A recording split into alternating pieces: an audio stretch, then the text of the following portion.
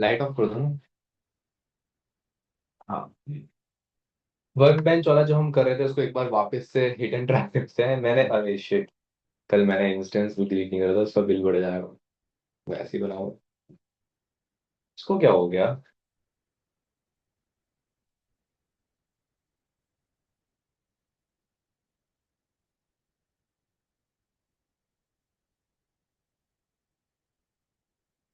ठीक है। इसमें एक बार मैं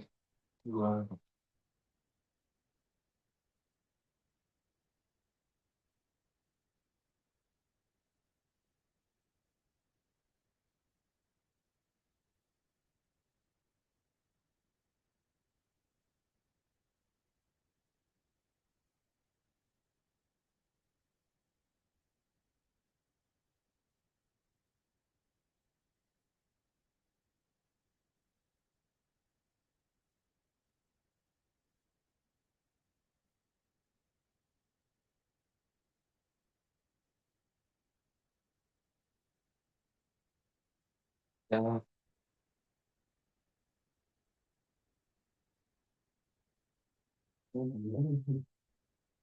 हाँ काफी ज्यादा। एक बार मैं थोड़ा सा इसके फैन में दिक्कत हो रही है।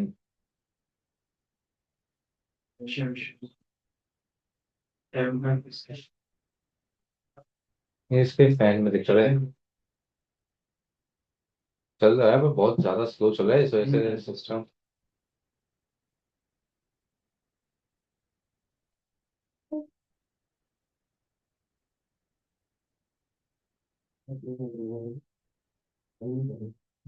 नहीं चल रहा है, जूम कनेक्टेड है।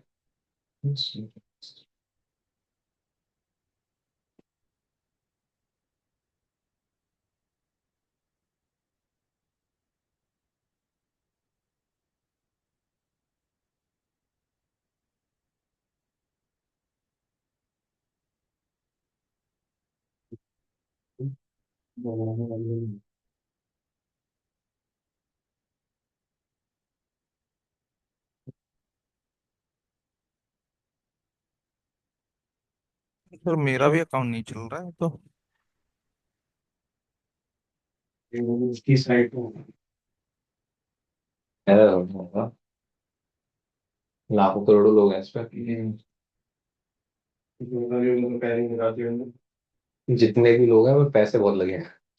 बात है। लोग हैं। हाँ, बिलिंग हो रही है।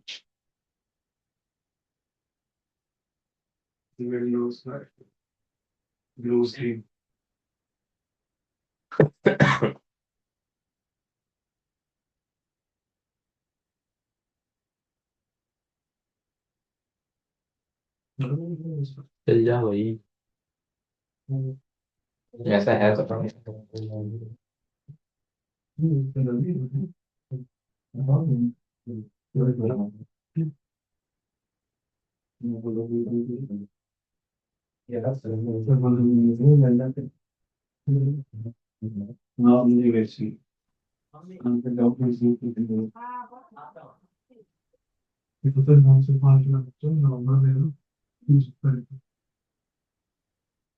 खुल तो रहा है। ये वाला पेज क्यों नहीं आ रहा? नहीं चल रहा। और बताओ आप लोगों का क्या हाल है? क्या करूंगा, नहीं चला। वही तो हो गया, तार तो हो गया वो। नहीं, आज सुबह कह रहे थे यार, आज सुबह नीचे बिजली का तार तोड़ गया। I don't know who was it, who was it. Light नहीं आ रही थी आज सुबह, पर आ गई अभी। 10 बजे आया मैं, गर्मी में पसीनों में कोई था ही नहीं। वाईफाई तो चल रहा है, जूम चल रहा है यार। तुम्हारा भी नहीं बोल रहा?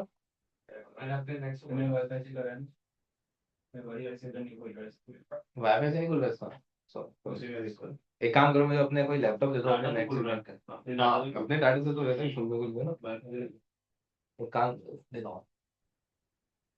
कौन है टीवी का एक्सपर्ट? टीवी का एक्सपर्ट कौन है? काम करो, इसको कहते हैं फुल का जमाना गया है। एचडीएमआई लगाते हैं। पर एक बार ना कैश वगैरह क्लियर करके देखिए, चल रहा है सभी। मैंने तो वापस से चेक किया, चला। नहीं नहीं, दिक्कत उस चीज की नहीं है, दिक्कत ये है कि ब्लूटूथ के वाईफाई से नहीं चल रहा, Bluetooth से नहीं चल हाँ हाँ, एक बार रहा। कैश क्लियर करके देखिए ना सर। अरे किसी के उससे भी नहीं, लैपटॉप से नहीं चल रहा। नहीं सर, मेरा चल रहा है। अरे सर मैं कह रहा हूँ जो डुकेट के वाईफाई के साथ कनेक्टेड है ना, चाहे किसी का भी लैपटॉप हो, उससे नहीं चल रहा है, आप समझे। अच्छा अच्छा, ठीक ठीक ठीक ठीक।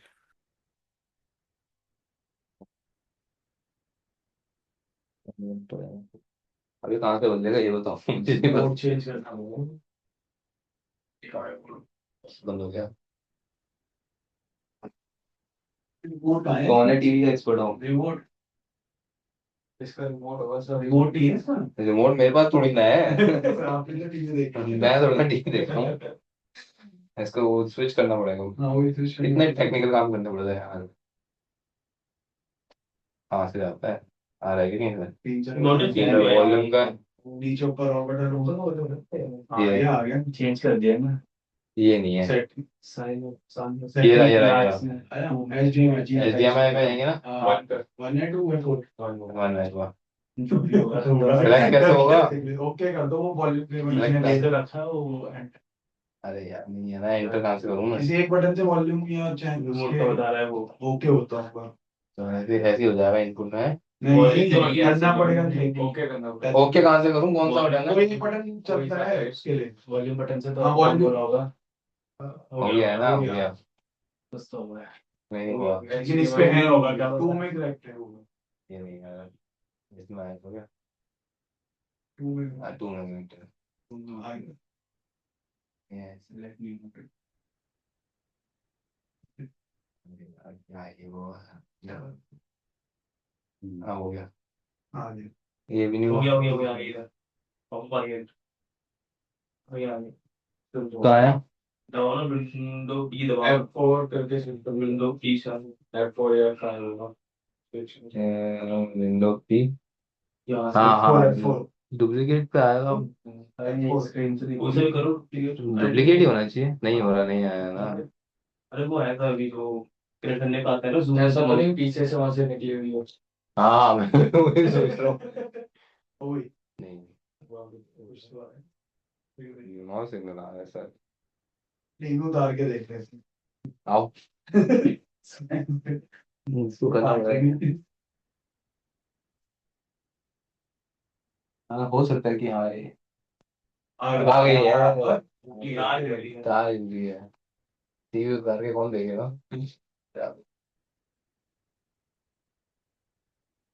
कहाँ से पेड़ है ये? हो गया लगाई दूसरी है।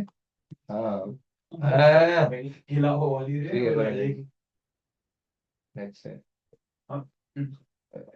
इससे तो सही कनेक्टेड है उस है ही क्या? पीछे से ली है सर, ये वाली रखना है कहाँ, मेरे को तो वो भी नहीं पता चली ना। उतार के ये रही ना, हाँ ये रही। भाई झटके ना मिल जाए, मैं जिंदा रहूँ। नया आ जाएगा कोई डांटी लेके। नया आ जाएगा। ये क्या बात होती है? तुमको तो मारो भाई। अरे यार शिट, आ रहा है कि नहीं आ रहा है? इतनी फ्लक्चुएशन कौन देखता है यार? See.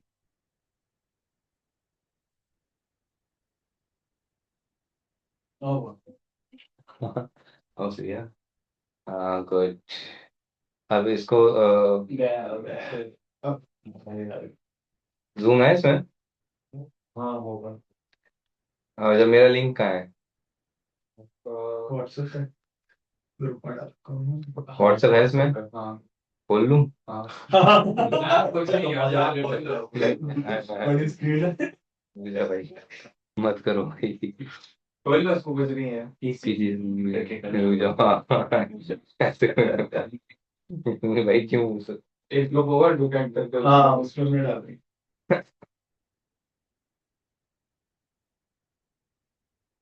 ये कौन से नाम से है? डुकेट करके एक ग्रुप होगा। मधु सर डुकेट पे? नहीं नहीं, सर्च मारना पड़ेगा क्या?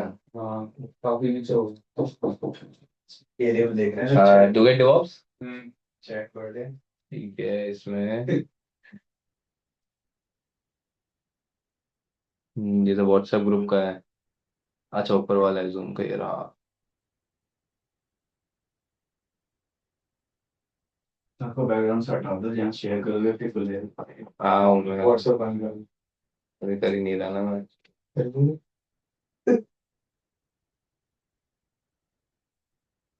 ये पहले से पहले हटा दो। अभी ऑनलाइन भी चल रहा है व्हाट्सएप। ऑनलाइन वाले भी याद रहा कि माइंड में से पढ़ लें चेक कर।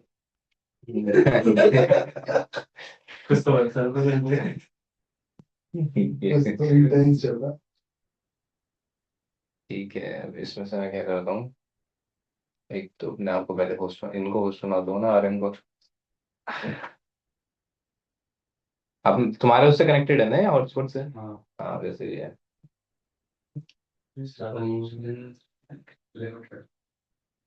अरे किस नाम से आया हूँ मैं? मेरे पास वीडियो मेरा नाम आर्यन है, आर्यन तो आ ही नहीं रहा इसमें। ये घोस्ट को मे घोस्ट, यस, आप सबका स्टॉप शेयर। आप सबका यार स्लो चल रहा है। ठीक है, अब यहाँ पे ओके, सबको स्क्रीन दिख रही है ऑनलाइन में? Yes. Yes sir. Okay good.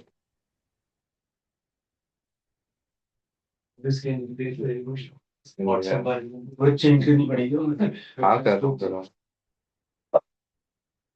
तुम्हारा AWS का अकाउंट है ना? हाँ। अगेंड है? नहीं लॉगिन नहीं हुआ। करना पड़ेगा।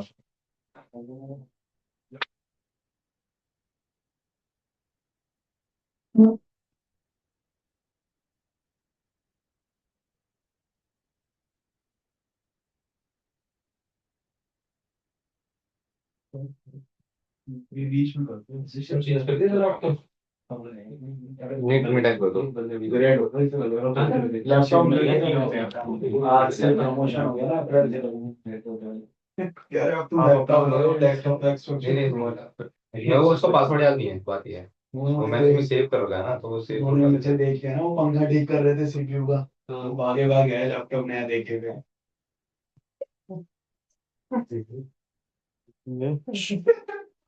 20 की रिफंड होगी 10%।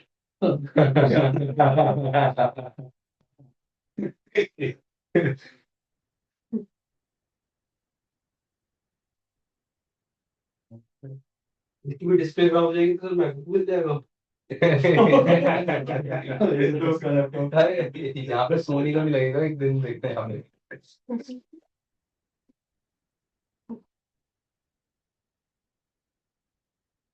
सोचना तो ठीक है बट ज्यादा नहीं।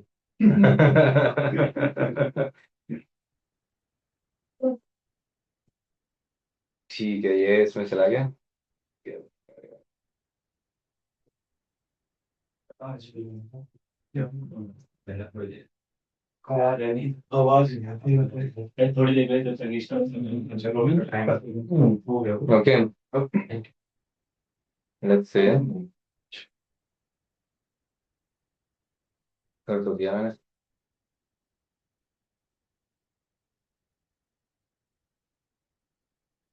सर इसका रेफरेंस रेट चेंज कर दीजिए स्क्रीन पर।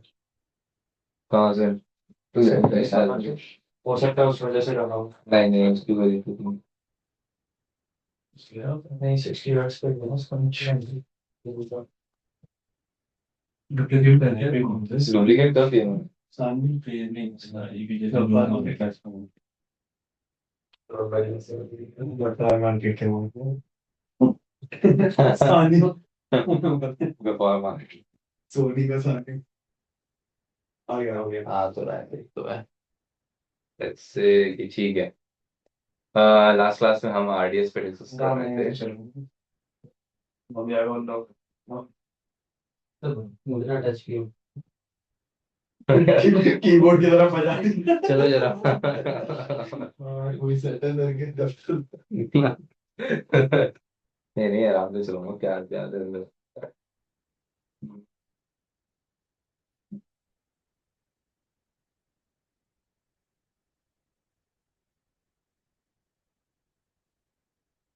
नहीं स्क्रीन पे बटन क्यों नहीं है? ये वाले ब्लॉग है ना, इसमें छुपे हुए हैं स्क्रीन पे। वो होता है ना इसका बैक, वो लेकर रखना चाहिए। नहीं, उस पर वो लगा हुआ है, फिल्म चढ़ी हुई है स्क्रीन के ऊपर एक। अच्छा तो उसको फिर उससे साफ कर, ठीक है। नहीं वो ये फिर सही सिंपल है। सा करेगा तो बाद में वो उतार दूंगा। हाँ वो सही है। और फिल्म पे वो लग जाता है। ठीक है, तो यहाँ पे अभी हम मुंबई में काम कर रहे हैं, आई थिंक सो, और मुंबई में हमारा काम चल रहा है, और मुंबई के अंदर अगर आप देखोगे तो स्क्रीन तो सही आ रही अच्छी है, ठीक है ना, मेरे को भी ऐसा लग रहा है। H D. है। एच डी है ना, ये से बढ़िया काम करेगी। अब इवन तो ये नहीं, साउंड भी आएगी हाँ, साउंड भी आएगी। वीडियो उसमें आती है। ओके, तो डाटाबेस के अंदर हम वर्क बेंच अब इसमें डाउनलोड है। सारे अच्छे बड़ा हुआ। ठीक है, तो एक है ना तो वर्क बेंच वाला मैंने अभी देखा नहीं है, तो मैं कह नहीं सकता कि सेम स्टेप्स के साथ वो कनेक्ट होगा, कहीं ना कहीं पे उसको देखना पड़ेगा मेरे को कि वर्क बेंच कैसे कनेक्ट होगा। लेकिन उसमें टाइम वेस्ट हो जाएगा। एक काम करता हूँ। ठीक है, एक काम करता हूँ, पहले हम डायनामो डीबी के बारे में डिस्कस कर लेते हैं, टाइम वेस्ट हो जाएगा ना ज्यादा। वर्क बेंच हेलो में ना नेक्स्ट क्लास में डिस्कस कर लूंगा, क्योंकि अभी इसमें हेलो मैंने। Hello sir. हाँ कौशल जी बताओ। मैं ये कह रहा हूँ कि वो जो वर्क बेंच वाला है ना, हाँ वो अभी उसको रहने दीजिए, वो बीच में R&D कर लीजिएगा आप, टाइम मिले तो। हाँ। अभी कुछ नहीं और। नहीं, अरे कल क्या हुआ, कल तुम्हारे सामने तो मैं चला गया था। हाँ फिर हाँ। से सामने मैं चला गया, और 5 बजे आया हूँ मैं फिर काम से। वो नीचे फिर एचआर के पास बैठे, फिर उसके बाद वहाँ पे एक मीटिंग हुई, उसके बाद फिर कहीं और, इस वजह कोई से नहीं, टाइम। तो ये वर्क बेंच वाला थोड़ा ट्राई कर लीजिएगा आप, जैसे टाइम मिले। हाँ बिल्कुल, नहीं मैं बता दूंगा बिल्कुल इसको कंफर्म करके, और ये इंपॉर्टेंट भी है, काफी वेल नोन है, ठीक है, फिर हाँ मैंने हाँ। देखा। हाँ ये यूज होता है, तो इसके बारे में हमें एटलीस्ट आइडिया होना चाहिए कि कैसे कनेक्टिविटी परफॉर्म होगी। हमारा मेरे को क्या पता क्या लग रहा है, हमने जो डाटाबेस क्रिएट करा था, जब हम डाटाबेस क्रिएट कर रहे थे ना, तो वहाँ पे जो कनेक्टिविटी टाइप रहेगा, वहाँ हम्म। पे कुछ चेंजेस होंगे। तो क्योंकि जब तक आप वहाँ चेंजेस नहीं करोगे ना, तो उससे वो कनेक्ट नहीं होगा, तो वहाँ पे कुछ मेरे को लग रहा है कनेक्टिविटी या फिर IAM रोल का कुछ इशू है। हम उसको जब एक्सेस दे देंगे तो वो बाहर से एक्सेस हो जाएगा, उसमें बिल्कुल उसमें बिल्कुल। थैंक यू, दिखाई दे रहा हाँ बिल्कुल।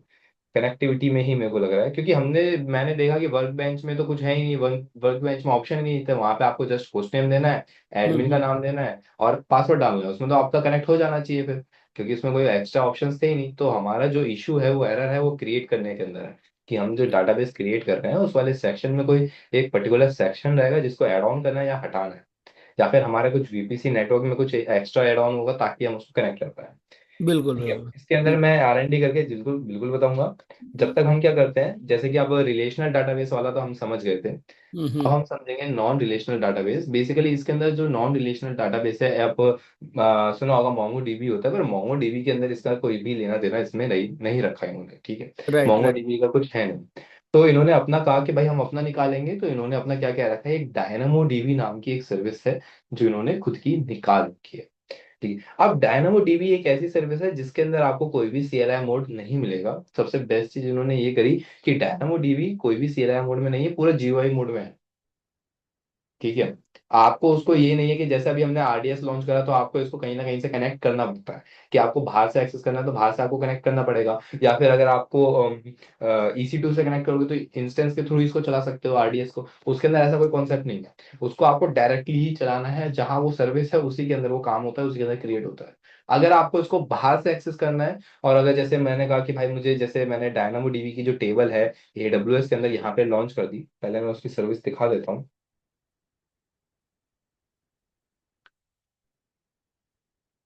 हम्म, आएंगे डायनामो डीबी।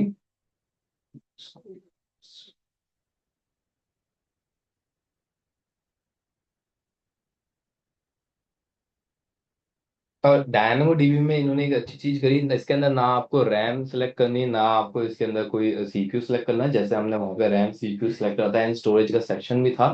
इसके अंदर कोई स्टोरेज का सेक्शन नहीं है, जितना डाटा आप स्टोर करते जाओगे ये उतने आपके पैसे लेता जाएगा। ठीक है, इसके अंदर कोई स्टोरेज का सेक्शन नहीं, जैसे S3 में कोई हम स्टोरेज सेलेक्ट नहीं करते, सेम एज इसके अंदर भी कोई स्टोरेज आपको सिलेक्ट नहीं करनी। जितना डाटा आप अपलोड करोगे उतना डाटा इसके अंदर आता जाएगा, ये यूज करता जाएगा। ओके, डेटा का कैसे जैसे आपने उसका बताया था रिलेशन वाला सीपीयू और वो होना चाहिए तभी हाँ चलेगा। हाँ हाँ, इसके अंदर कोई जरूरत नहीं है, इसके अंदर बाय डिफॉल्ट लगा होगा इसका अंदर। ठीक है, अगर लिंक, हाँ बोलो। पर जीबी चार्ज करता है कि कैसे करता है पर एमबी पर जीबी? इसके अंदर एक कैलकुलेटर आता है, ठीक है, ये आपका बेसिकली तीन चीजों पे चार्ज करता है। रीड, राइट और जीबी लेना है, जीबी होगा एमबी होगा, वो बेसिकली रीड राइट की स्पीड पे मेजरली हमारा डिपेंड होता है और कितना डाटा आप अपलोड कर रहे हो उस पर। ठीक है, इसमें एक कैलकुलेटर होता है, वो दिखा दूंगा, जो आप क्रिएट कर रहे होते हैं उसके अंदर कैलकुलेटर में लिखा होता है कि ये इतना करोगे तो इतने पे इतना चार्जेस आपके लेता जाएगा। ठीक है, इसी सर्विस मतलब क्रिएट करते टाइम ही आता है वो वाली चीज है। ठीक है, अब इसके बाद अगर आपको इसको बाहर से एक्सेस करना है, जैसे मैंने कहा, जैसे हमने इसको बाहर से चलाना है, कि इसके अंदर नहीं, एडब्ल्यूएस के अंदर जाके नहीं चलाना, आपको बाहर से चलाना है, तो बाहर से चलाने के लिए इस सर्विस को आपको स्क्रिप्टिंग लिखनी पड़ेगी। यहाँ पे अगर यहाँ से एक्सेस करना है तो उसके लिए आपको स्क्रिप्टिंग लिखनी पड़ेगी। पाइथन स्क्रिप्टिंग का इस्तेमाल कर सकते हैं हम। ठीक है, पाइथन स्क्रिप्टिंग के अंदर अपनी एक्सेस की आईडी, सीक्रेट एक्सेस की, याद है मैंने एक बार करवाया भी था एक्सेस की, सीक्रेट एक्सेस की, जब हमने फास्ट ग्लेशियर में एक्सेस दे रहे थे, जब हमने क्रिएट भी करी थी फास्ट ग्लेशियर, याद है एस3 बकेट के अंदर। ग्लेशियर। हाँ, ग्लेशियर वाले सेक्शन में हमने क्रिएट करी थी, एक्सेस की और सीक्रेट एक्सेस की। ठीक है, तो ऐसे ही आपको सीक्रेट एक्सेस की क्रिएट करनी पड़ेगी और इसको बाहर से आप स्क्रिप्टिंग की हेल्प से इसको एक्सेस कर पाओगे। ठीक है, एंड लेट्स से कि यहाँ पे अब यहाँ पे एक बार हम पहले इसका जीयूआई सेक्शन कवर अप करते हैं कि जीयूआई में ये हमें क्या क्या चीजें दे रहा है एक एक करके। मतलब हम अगर मैं डायरेक्टली वो हम स्क्रिप्टिंग में चलेंगे, उस पर करेंगे, उस पर वर्क नहीं होगा। पहले हम इसका समझते हैं कि ये बेसिकली क्या क्या चीजें देता है, क्या क्या ऑप्शन है हमारे पास इसको बनाने के टाइम पे या डालने के टाइम पे, कैसे वर्क करता है। नॉन रिलेशनल पहले मैंने समझाया भी था, नॉन रिलेशनल या फिर इररिलेशनल जो हमारा डाटाबेस है, ये इरेगुलर है, आपका सिस्टमेटिक मैनर में अनऑर्गेनाइज फॉर्म में रहता है। ठीक है, ये मतलब मैनर में नहीं रहता है, नंबर ऑफ कॉलम टेबल्स ये इसमें डिफाइन नहीं होती है, इस चीज का ध्यान रखना है। अब क्रिएट टेबल ऑब्वियस है, इसके अंदर डाटाबेस नहीं होता, इसके अंदर डायरेक्टली आपकी टेबल क्रिएट होती है। जैसा कि हम आरडीएस वाले सेक्शन वाले सर्विस के अंदर हम डेटाबेस बनाते हैं, उसके बाद टेबल बनाते हैं, इसके अंदर डायरेक्ट आपको टेबल ही बनानी है। अब यहाँ पे क्या देना है, टेबल का नाम। ठीक है, जैसे मैंने दे दिया एग्जांपल के, अभी टेबल 1 है या 12 दे देता हूँ, 1 2 दे देता हूँ। ठीक है, उसके बाद यहाँ पे दो ऑप्शन पूछेगा, पार्टीशन की एंड देन सॉर्ट की। मतलब जो आप टेबल बन रहे हो तो टेबल के अंदर आपका first column and second column आपको डिफाइन करना पड़ेगा। ठीक है, फर्स्ट कॉलम जैसे एग्जांपल के लिए मैं आईडी देता हूँ। ठीक है, एंड टू से second column is for name. यहाँ पे आप ये डिसाइड कर सकते हो कि बाइनरी लेना है, नंबर लेना है या स्ट्रिंग लेना है।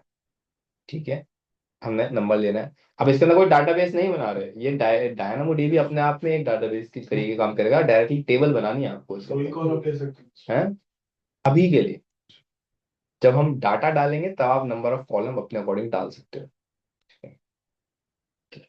अब इसके अंदर यहाँ पे दो ऑप्शन है, एक है डिफॉल्ट सेटिंग और customise setting. As we know, हम यहाँ पे कस्टमाइज सेटिंग से जाएंगे। Yes. अब यहाँ पे दो तरीके की क्लासेस आपको मिलेंगी। ये क्या है, dynamo standard and second one is dynamo standard I A. ठीक है, अब जैसे हमने एस थ्री बकेट बकेट पढ़ा था और एक एस थ्री बकेट आई ए था, इनफ्रीक्वेंट एक्सेस सेम कॉन्सेप्ट के साथ है, दोनों का सेम कॉन्सेप्ट है। डायनामो स्टैंडर्ड क्या है कि आपने भाई आज अपलोड करा और आज ही डाउनलोड कर लिया, आज ही हम देख सकते हैं, कुछ भी काम कर सकते हैं, हमने डाटा को डिलीट भी कर दिया। आई ए में क्या है, आपने अगर कोई डाटा अपलोड करा तो पर्टिकुलर टाइम पीरियड तक वहां पे रखना पड़ेगा। ठीक है, जैसे आज अपलोड करा तो 30 दिन तक वहां रखना ही रखना है, ये इसका रूल है। ठीक है, तो आई ए हम सेलेक्ट कर सकते हैं, इसमें भी हम काम कर सकते हैं, इसमें भी हम काम कर सकते हैं। ओके, अब नीचे आपको एक अच्छी चीज मिलेगी, क्या मिलेगी यहाँ पे, कैपेसिटी कैलकुलेटर। ठीक है, यहाँ पे आप इस पे क्लिक करोगे, मैं कैलकुलेटर की जिसकी बात कर रहा था वो इसी की बात कर रहा था। अब यहाँ पे तो कोई लिखा हुआ है कि एवरेज आइटम, अगर आप 1 KB की अपलोड कर रहे हो, ठीक है, यहाँ पे अगर आप 1 सेकंड में रीड करते हो एक आइटम को, वो 1 KB के हिसाब से बोल रहा है। ठीक है, 1 KB की अगर एक आइटम है, समझ रहे हो, और अगर आप उसको रीड या राइट करते हो, ठीक है, तो आपके कितने डॉलर का आएगा मंथली कॉस्ट, यहाँ पे लिखा हुआ है 0.67। ठीक है, 1 KB की बात हो रही है। अगर मैं यहाँ पे रीड कैपेसिटी, अगर आप 1 KB की, समझो 1 KB की दो फाइलें एक साथ रीड करते हो तो आपका यहाँ पे, अभी तो नहीं बढ़ा, इवेंचुअली, अच्छा यहाँ पे देखो, यहाँ पे मैंने बढ़ा दिया, ज़्यादा बढ़ा दिया, कम कर देता हूँ इसको मैं। ठीक है, माउस थोड़ा सेंसिटिव है इनका, देखो, जैसे ही मैंने यहाँ पे 2 और 2 इंक्रीज करा कि भाई आप 1 KB की 2 फाइलें मतलब 1 सेकंड में एट अ टाइम रीड कर सकते हो या फिर राइट कर सकते हो, 2 फाइलों की बात हो रही, मतलब 2 यूनिट्स की बात हो रही। तो यहाँ पे क्या है, $1.22 ऐसे अपने अकॉर्डिंग यहाँ पे हम कैलकुलेट कर सकते हैं इस रीजन में कैसे लगेगा। ओके, तो यहाँ पे कैलकुलेटर है, जस्ट यहाँ पे कोई चेंजेस नहीं है, ये तो बस कैलकुलेट करके देगा कि एस्टिमेटेड कॉस्ट आपकी क्या रहेगी। ठीक है, अब इसके अगर वैसे ये नीचे जाओगे तो डायनामो डीबी बहुत कॉस्टली है सर। हाँ, काफी ज्यादा कॉस्टली है ये यहाँ पे। DynamoDB आपका ज्यादा कॉस्टली बैठता है एज कंपेरिजन टू RDS, क्योंकि MySQL ये जो है, जो देखो, अगर अब वो जो RDS वाला सेक्शन है इन्होंने फ्री क्यों दे रखा है, मतलब क्यों इतना सस्ता दे रखा है इन्होंने, सस्ता इसलिए दे रखा है क्योंकि अगर आप चाहो, जब AWS इतना महंगा देगा तो मैं अकेला खुद से डाउनलोड करके चला लूँ इससे बढ़िया तो उस चीज को इक्वली बैलेंस करने के लिए तो उन्होंने Amazon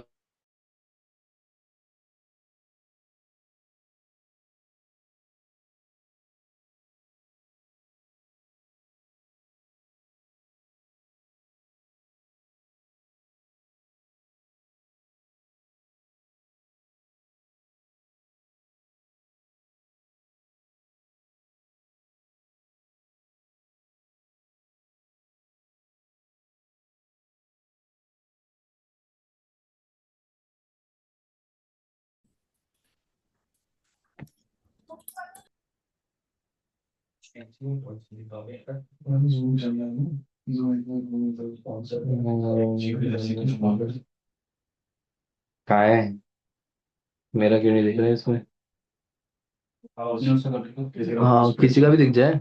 अब तो ड्यू कैट फाइल की नहीं आ तो रहा है वो सर्दी का उसमें AWS नहीं खुलेगा ना। फाइल के नाम से आ रहा है, देखना जरा। नहीं सर कनेक्ट कर लीजिए मेरे पास 7 GB एक्स्ट्रा पड़ा है तो वंस फ्री के अब नहीं होगा वो अब मेरे से कर लीजिए गोस्ट से रहने पक्का। हाँ हाँ 7 GB वाला सैटरडे वाला है ना मतलब संडे सैटरडे वो फ्री मिलता है है ये भी होगी, कब से होने लगा। अरे वीआई में मिलता नहीं है कि कलेक्ट हो जाता है डाटा वो अच्छा अच्छा अच्छा अच्छा, हाँ ओके ठीक है। हाँ मुझे क्या पता, मैं यही। हाँ 7 GB काम हो गए 1 GB तो जो 15 मिनट उड़ा दी हाँ हाँ तो जूम Zoom और जूम वो है ना, नहीं मेन जूम खाता है। हम क्या है, ये होस्ट कर रहे हैं ना, जब आप ज्वाइन करते हो उसमें नहीं लेता, जो बंदा होस्ट कर रहा है वो स्क्रीन शेयर कर रहा है तो उसमें मेरी तरफ से डाटा जा रहा है बहुत ज्यादा, ये ऐसा जल्दी उड़ाएगा। ठीक है, तो कंटिन्यू करते हैं। अब यहाँ पे क्या है, अब यहाँ पे आप बता सकते हो read and right capacity on demand की, मतलब आप है ना, जब डाटाबेस मतलब टेबल क्रिएट हो रही है तो आप स्टार्टिंग टाइम पे ही ये बता दो कि जो आप डाटा डालोगे उसकी स्पीड क्या होगी, रीड और राइट करने की इसकी स्पीड क्या होगी, उसके अकॉर्डिंग आप यहाँ पे पहले ही फिक्स कर सकते हैं। ठीक है, कि अगर मैं टेबल बना रहा हूँ इसके अंदर इतनी की स्पीड देना है और उस वाली टेबल में दूसरी इतनी की स्पीड देना है, तो यहाँ पे आप स्पीड ले सकते हो। अब यहाँ पे क्या ऑन डिमांड लिख रखा है, ऑन डिमांड मतलब एट अ टाइम जब आप डाल रहे हो जो स्पीड होगी उसके हिसाब से पैसे। या फिर अगर आप प्रोविजन बता दोगे तो आप प्रोविजन में आप बता दो कि कितनी की कैपेसिटी चाहिए। रीड की कैपेसिटी ऑटो स्केलिंग, भाई 1 की कैपेसिटी दे रहा हूँ ऑटोमेटिकली 10 हो जाएगी एट अ 70% यूटिलाइजेशन। समझ में आ रहा है मैंने क्या कहा, कि जैसे 70% यूटिलाइज होता रहेगा तो स्पीड बढ़ती जाएगी और मैक्सिमम कहाँ तक जाएगी, 10 यूनिट तक की एट अ सेकंड की बात हो रही है यहाँ पे, 1 सेकंड में।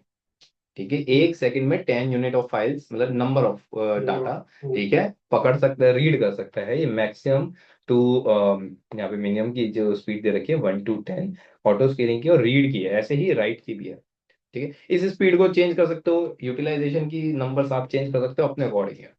ठीक है, ऑन डिमांड में जाएंगे तो ऑन डिमांड में इस लाइक कि आप जो उसी टाइम पे जो करंट टाइम पे चल रहा है उसी पे फ्लो हो।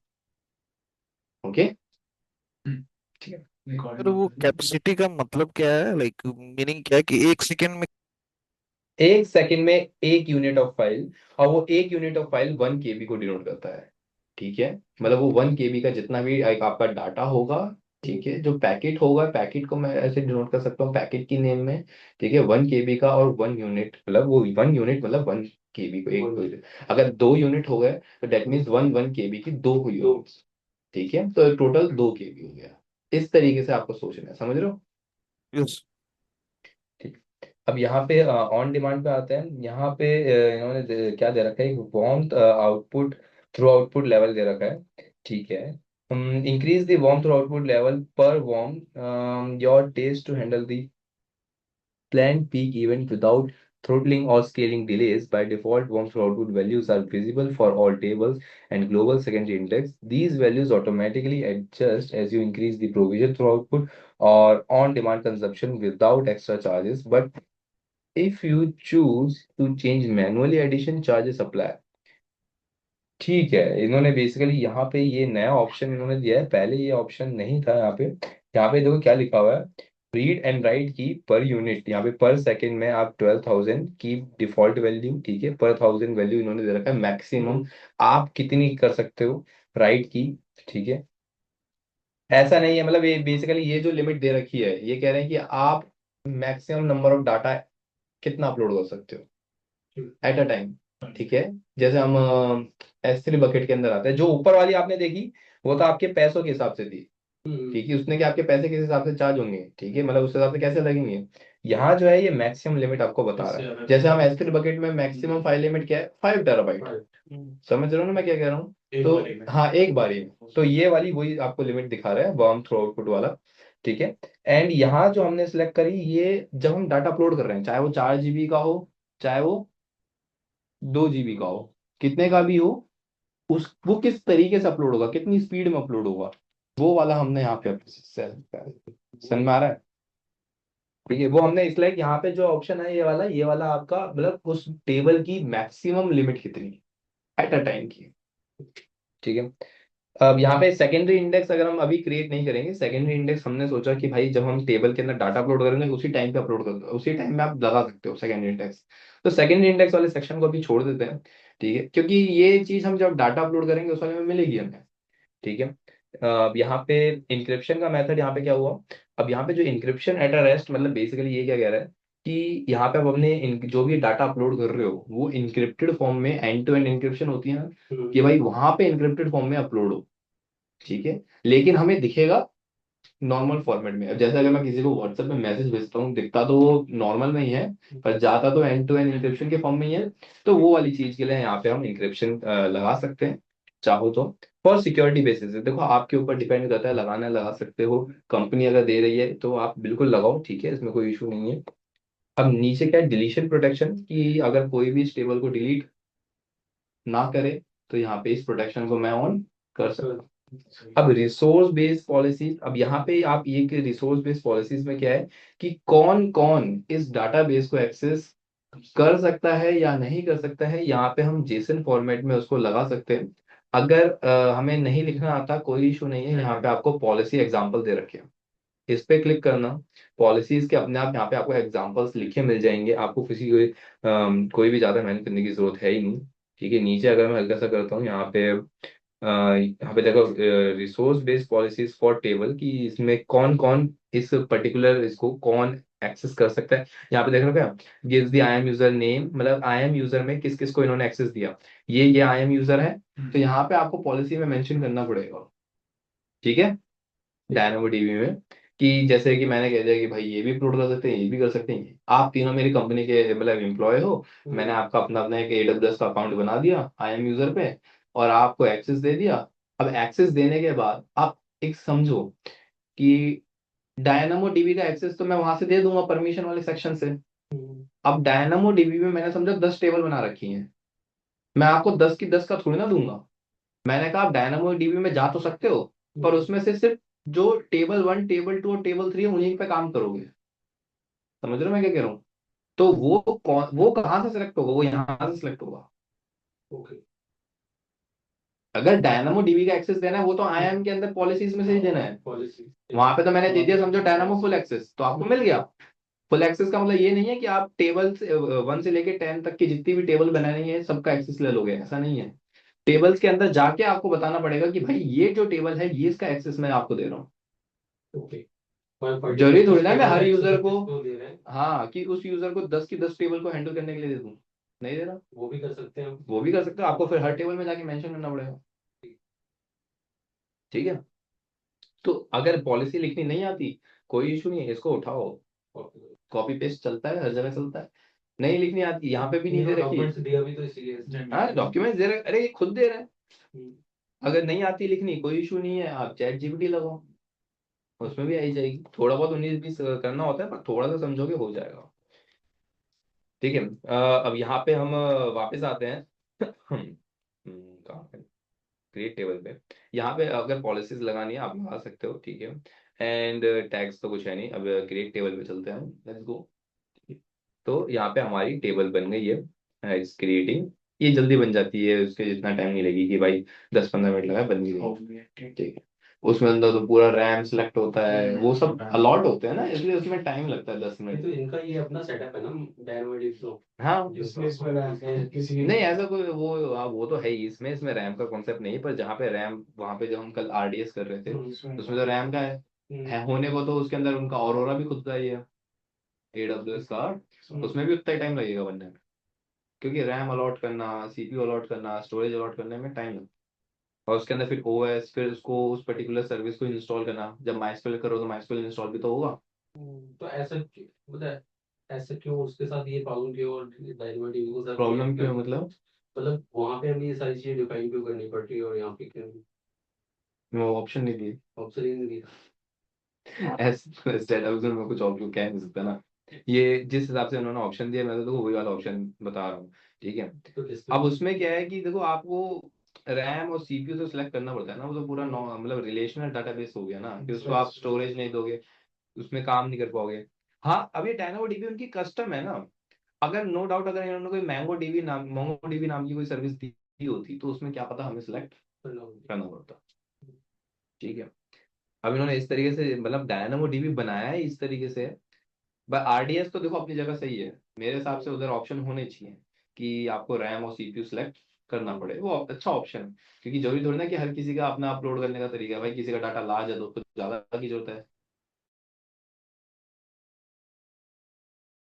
किसी को नहीं है तो उसमें अपनी एक्चुअली पॉलिसी। थोड़ा सा मैं इसको एक्सप्लेन करूँ, वो जो रिलेशनल डाटाबेस है ना, हाँ रिलेशनल डाटाबेस में ना तो हर एक चीज के लिए रिलेशन मेंटेन करना पड़ता है, और ये वो हाँ फाइल वो स्ट्रक्चर स्ट्रक्चर नहीं हो है। गया, इसमें कोई और फाइल डायनेमो स्ट्रक्चर डीबी नहीं में है। क्या है, जो कुछ भी लिखते हैं ना जेसन फॉर्मेट में एज ए फाइल बना के सेव कर देता है।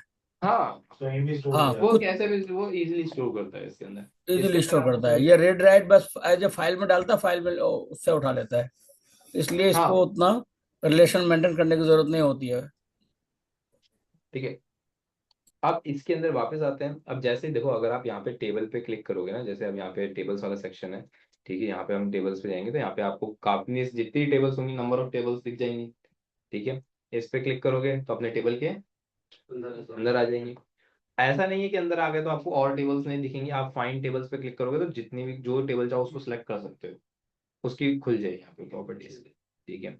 अभी यहाँ पे वो प्रॉपर्टीज जो हम तक हमने चेंज देखी, वो सारी की सारी चेंज हो सकती है, उसमें कोई इशू नहीं है, ठीक है। अब यहाँ पे अगर मुझे कोई भी चीज, देखो जो भी मैंने अभी चेंजेस करे, मतलब ऑप्शंस देखे थे ना हमने, वो सारे चेंज हो सकते हैं। वो ऐसा कोई फिक्स नहीं होते, कभी भी किसी भी डाटाबेस में नहीं होते। अब ऑब्वियस है आरडीएस में भी, कल मैंने अगर 2 GB की रैम ली थी तो उसको मैं बढ़ा भी तो सकता हूँ आगे, तो बढ़ जाती है, वो एडेड उसमें भी होता है, इसमें भी होता है। ये ऑप्शंस फिक्स नहीं है, ठीक है। जो परमानेंट होते हैं वो बता जाते हैं, ठीक है। अब इसके अंदर यहाँ पे क्या है, अब इसके अंदर हाँ परमानेंट ऑप्शन वो जो था, वो था कि आपका स्टैंडर्ड और स्टैंडर्ड आई, वो वाला आपका उसी टाइम सेलेक्ट करना होता है, ठीक है। वो आगे चेंज नहीं।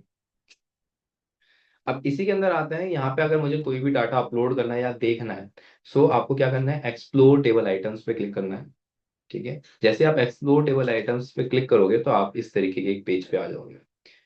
यहाँ पे क्या है, यहाँ पे ऊपर जो ये ऊपर वाला सेक्शन देख रहे हो ना, यहाँ पे ये वाला सेक्शन, ये आपका क्वेरी पार्ट होता है। ये आपका क्वेरी पार्ट होता है कि जहाँ अगर आप कुछ भी अपने डाटाबेस से, मतलब टेबल से कुछ पर्टिकुलर सेक्शन ऑफ कंटेंट निकालना है, तो ये क्वेरी पार्ट है, ठीक है। नीचे जाओगे तो ये कंटेंट पार्ट है, डाटा पार्ट, जो आपको डाटा निकल के आएगा या डाटा दिखेगा, ठीक है। अब इसके अंदर अगर मुझे कोई भी चीज अपलोड करनी है तो क्रिएट आइटम, ठीक है। अभी तो कुछ है ही नहीं ना, तो क्रिएट आइटम पे अब सबसे पहले हमने 2 कॉलम दिए थे, एक आईडी और नेम। मैंने जो नाम बताया, वहाँ पे जो सेक्शन बताए थे, यहाँ पे बाय डिफॉल्ट आपको मिलेंगे ही मिलेंगे, ठीक है। अब जैसे कि मैंने यहाँ पे समझो 101 दे दिया एग्जाम्पल के लिए, और नेम मैंने डाल दिया हर्ष का, ठीक है, हर्ष। और अगर कॉलम ऐड करना है, यहाँ पे ऐड न्यू एट्रीब्यूट लिखा हुआ है, ठीक है। किस टाइप का चाहिए, जैसे मैंने कह दिया मुझे नंबर टाइप का चाहिए, ठीक है, एग्जाम्पल के लिए। यहाँ पे एक कॉलम ऐड करा, यहाँ पे एज लिख दिया। एज के साथ मैंने कितना, मैंने इसका एग्जाम्पल के इसका 30 लिख दिया। तो क्रिएट आइटम, ठीक है, इसको जेसन की फॉर्म में देखना, जेसन की फॉर्म में भी लिख जाएगा ये, ठीक है, ऐसे स्टोर होता है ये उधर, हमें तो नॉर्मल फॉर्म में ही दिखेगा, ठीक है। एंड हाँ, क्रिएट आइटम पे क्लिक करोगे तो वहाँ पे वो अपलोड हो जाएगी फाइल, मतलब डाटा अपलोड हो गया किसी का। If you want to upload, मतलब कि बेसिकली यहाँ पे अगर समझो मैंने कह दिया 102 कह दिया एग्जाम्पल के लिए, एंड यहाँ पे मैंने कह दिया विला, एग्जाम्पल के लिए एक दूसरा यूजर ले लिया, और मैं इसका क्या करूँगा, एक एज दे देता हूँ, ठीक है, एग्जाम्पल 13 क्या एज। एंड अगर मैं यहाँ पे एक और एट्रीब्यूट ऐड करता हूँ, मैंने कहा स्ट्रिंग, ठीक है,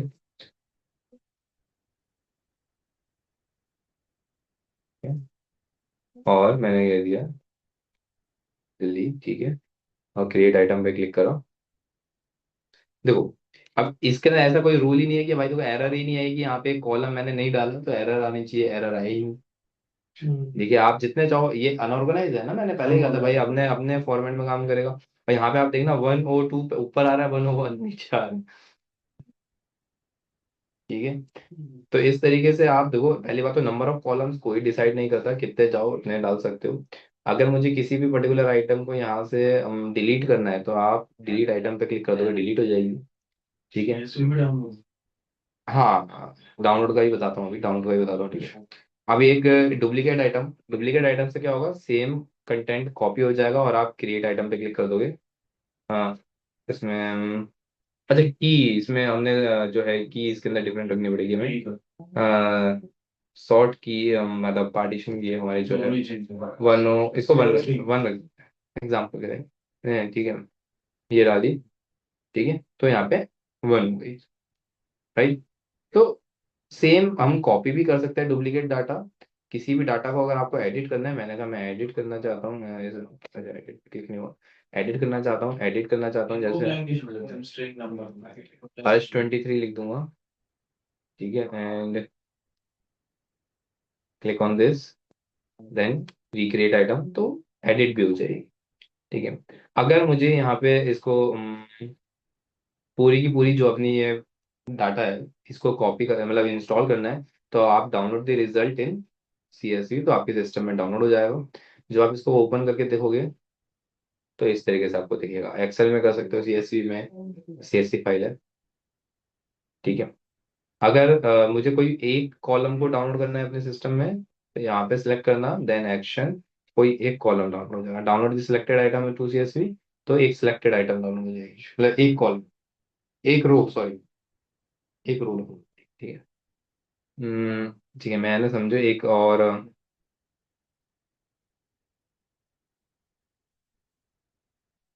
विजिट नहीं है, मैं इस पर ना एक काम करता हूँ, डुप्लीकेट, एंड यहाँ पे मैंने दे दिया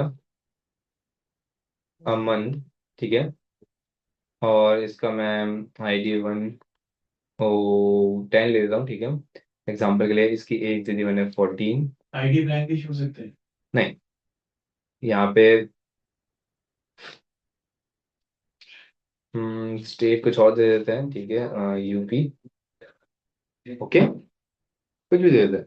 मैंने थोड़ा 4 जनों का डाटा रहेगा तो वो बेटर ऑप्शन मेरे को शो करेगा ना, ठीक है। अब इसके ऊपर आता है सबसे पहली बात, इस वाले सेक्शन में, स्कैन वाले सेक्शन में, तो आप कुछ भी लगा सकते हो, क्या लिखा हुआ है, स्कैन और क्वेरी, दोनों में से कोई भी एक चीज लगा लो, वो एक ही चीज है। जिसको क्वेरी लिखनी आती है वो क्वेरी लिख सकता है। प्रोजेक्ट चल रहा है नहीं, नहीं चल रहा, ये मैं पर्सनल चल रहा है, ठीक है।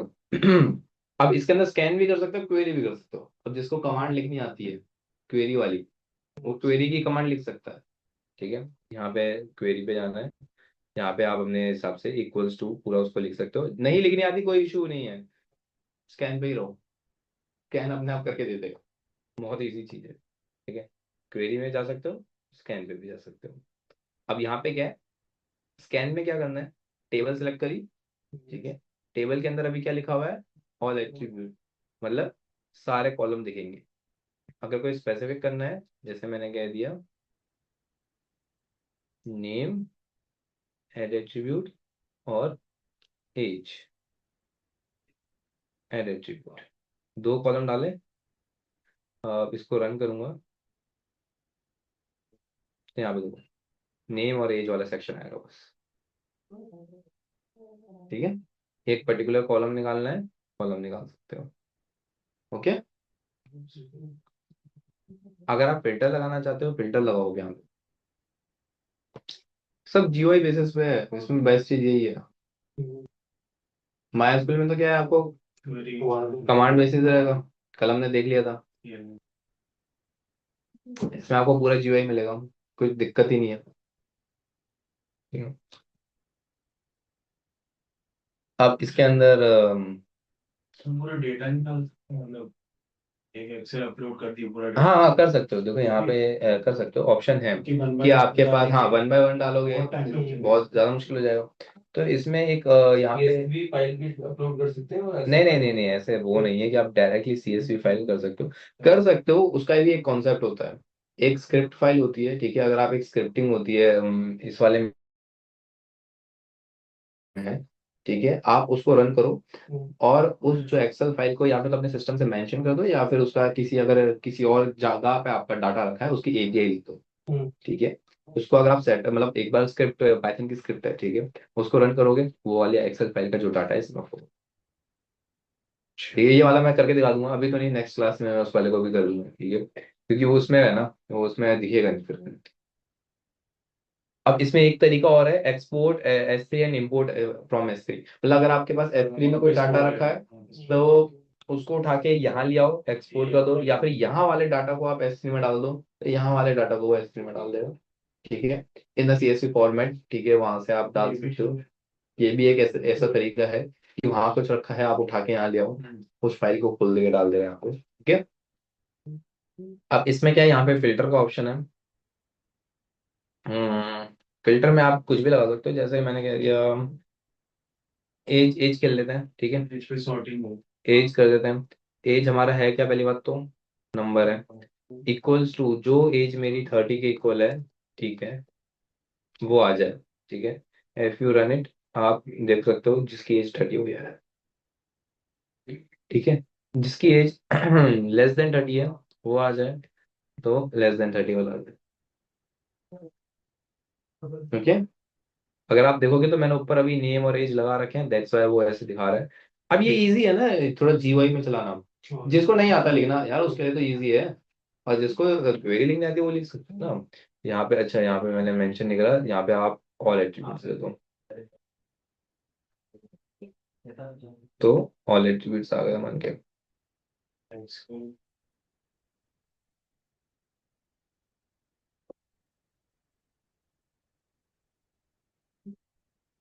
ये रीड कैपेसिटी अगर 2 की कंज्यूम कर रहा है, नहीं अभी तो मैंने एक ही ले रखा है ना, दो नहीं ले रखा। हम वहाँ पे आया ना पापा, हर बार 2 कंज्यूम कर रहा है रीड कैपेसिटी। कहाँ पे आया है? मैंने सिलेक्ट कर रन पे, के नीचे नीचे लिखा हुआ है कंप्लीटेड। कहाँ कंज्यूम दो, हर बार रेडियर मैंने दो कर दिया होगा, दो सिलेक्ट कर रखा हो, याद नहीं आ रहा है मुझे, शायद दो की कर रखी हुई।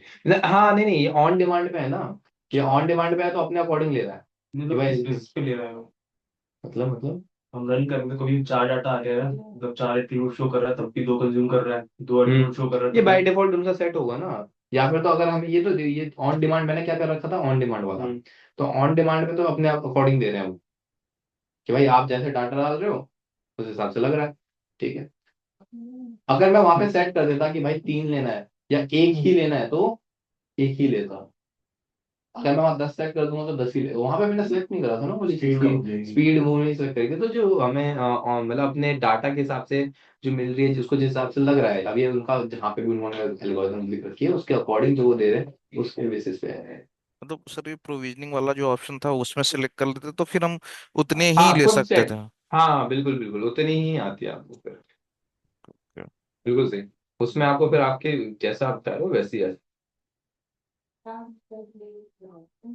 इसमें ये हाँ ऑप्शन नहीं है कि लाइक बड़ा कोई टेबल हो तो हम इंपोर्ट कर लें, ऐसा नहीं है इसमें कुछ? है ना, मैं भी वही तो समझा है मैंने। देखो S3 पे आप डाल सकते हो, ठीक है। S3 पे कोई रखा है आपका डाटा, आप उसको एक्सपोर्ट कर सकते हो, या फिर अगर आपको इसको जितना डाटा है इसको इंपोर्ट करना है, S3 पे चला जाएगा यहाँ से, ठीक है। इंपोर्ट भेजना हो जाएगा, ठीक है। यहाँ पे नहीं, सॉरी, इंपोर्ट हमारे यहाँ पे एक्सपोर्ट देना, अपोजिट हो गया है, नहीं पता है। ठीक है, बैकअप रखना है, बैकअप रख सकते हो, ठीक है। इसका पूरा का पूरा टेबल का आपका बैकअप रहेगा, ठीक है। एंड यहाँ पे मैं इसको दिखा भी दूंगा। एक है ना, इसके अंदर स्क्रिप्ट फाइल रन कर सकते हो कि अगर आप बाय अपने सिस्टम से डायरेक्टली, मतलब जैसे कि आप यहाँ पे सिस्टम से अपना एक एक्सेल शीट रखी है यहाँ पे, या फिर हमारे पास कुछ गूगल शीट होती है हमारी, गूगल शीट पे रखी हुई है, ठीक है। उसका लिंक दे सकते हो, या फिर आप एपीआई डाल सकते हो। वो स्क्रिप्ट मेरे पास रखी है, ब्रो, इस वाले सिस्टम में है, मैंने एक क्लास में करके भी दिखाया था, ठीक है। अभी इसमें कनेक्ट नहीं होगा ना, ठीक है। तो फिर एपीआई किसको कैसे करेंगे? अब वो स्क्रिप्ट लिख रखी है उसमें, बस वो एपीआई का लिंक पेस्ट कर, वो मैं दिखा दूंगा, समझा भी दूंगा। मतलब फैच करने का पूरा स्क्रिप्ट डाला हुआ है उसमें, बस हमें बस वो यूआरएल को सेट करना है। हाँ हाँ हाँ हाँ, ठीक है, ठीक है। मैंने एपीआई पे उसको ट्राई नहीं करके देखा था, एरर आ सकती है। मैंने उस वाली स्क्रिप्ट को नॉर्मल एक्सेल पे करके देखा था। एपीआई पे अगर एक बार ट्राई करेंगे एरर आ सकती है, ठीक है। एक बार मैंने उसको ट्राई नहीं करा, करके देखेंगे तो हो जाएगा। एरर आएगी, रिजॉल्व करेंगे उसको, ठीक है। उसी से तो जानेंगे, ठीक है। तो वो वाली स्क्रिप्ट मैं अभी उसमें है तो मैं दिखा दूंगा। तो डायनामो डीबी में तो हमारा इतना ही रहता है मेन, तो जो जीयूआई बेसिस पे है। अब हमारा दो चीजें रह रही है डाटाबेस में। एक क्या रह रही है, हमारा वर्क बेंच, राइट, एसक्यूएल वाला वर्क वर्क बेंच रह रहा है हमारा। और सेकंड जो रह रहा है हमारा, ये स्क्रिप्ट वाला। ये वाली चीज मैं एक बार दिखाऊंगा नेक्स्ट क्लास में, ठीक है। इसको कवर अप करूंगा, ठीक है। और इसके बाद जो हम टॉपिक करेंगे वो करेंगे हम एसएनएस, ठीक है। पहले दो तीन छोटे छोटे टॉपिक भी कर लेते हैं, ठीक है। एसएनएस और क्लाउड वॉच और क्लाउड ट्रायल को हम कवर अप करने की कोशिश करेंगे, ठीक है। एसएनएस और क्लाउड ट्रायल। एसक्यूएस बता दूंगा, पर उसका इतना सिनेरियो बेस्ड क्वेश्चन है नहीं अभी, ठीक है। पर समझा दूंगा उसके बारे में एसक्यूएस का। एसएनएस, एसक्यूएस, क्लाउड ट्रायल, ठीक है। इसको हम कवर करेंगे। एसएनएस क्या होता है? Simple notification service. कि आपने जो भी एडब्ल्यूएस में कुछ काम करा, तो इट्स लाइक आपको नोटिफिकेशन है। अब जैसे मेरे से इंस्टॉल, अरे नहीं नहीं, वो एडब्ल्यूएस कंपनी की तरफ से आता है आपके अकाउंट का एग्जाम्पल। हाँ, एक पॉपअप सेट कर दिया और वो ईमेल पे है, या फिर मेरे मोबाइल एसएमएस पे है, ठीक है। जैसे मेरा एक इंस्टेंस है, समझो इंस्टेंस मेरा डाउन चला गया, मुझे पता चलेगा? नहीं, मेरे को अलर्ट सेट कर दिया आपने। हाँ, मतलब नॉट अलर्ट, वो अलर्ट तो होता है क्लाउड वॉच की हेल्प से। अलर्ट का जो सेटअप है, अलार्म कहते हैं उसे, अलार्म तो होता तो सेटअप आपका उससे है, क्लाउड वॉच की हेल्प से। पर मैसेज भेजने वाली सर्विस एक डिफरेंट है। तो मैसेज भेजने का एक डिफरेंट कॉन्सेप्ट है, तो वो वाला एसएनएस में आता है। तो वो भी चार्जेबल होगा। हाँ, चार्जेबल तो है, कितने नंबर ऑफ यूज, कितने नंबर ऑफ सब्सक्रिप्शन आप दे रहे हो, उस पर डिपेंड करता है, ठीक है। मतलब आप कितने सब, चार्जेबल तो पूरी एडब्ल्यूएस ही है। आईएम को छोड़ के और एक दो सर्विसेज को छोड़ के तो सब चार्जेबल ही है। आईएम एक सर्विस है जो आपकी चार्जेस नहीं लेती है। वीपीसी भी बनाने के चार्जेस नहीं है, वीपीसी में नेटवर्क के चार्जेस है। डाटाबेस में कोई डाटा जब अपलोड करोगे तब चार्जेस लेंगे, ऐसे लोग चार्जेस थोड़ी ना है। विदाउट डेटा अपलोड किए क्या करेगा? वही वो तो है ही। बनाने के किसी चार्जेस नहीं है, अपलोड करोगे यूज करोगे तो हो जाएगा। वही फिर रखा है जो करके कुछ काम ही नहीं होगा। एक इंस्टेंस है, आप उसको बना के छोड़ दो, उसका अपने आप बनता रहेगा उसके फिर, ठीक है। अब इसमें जैसा अभी मैंने टेबल बना दी, इसमें कोई दिक्कत नहीं है, इसको बना के रख दो।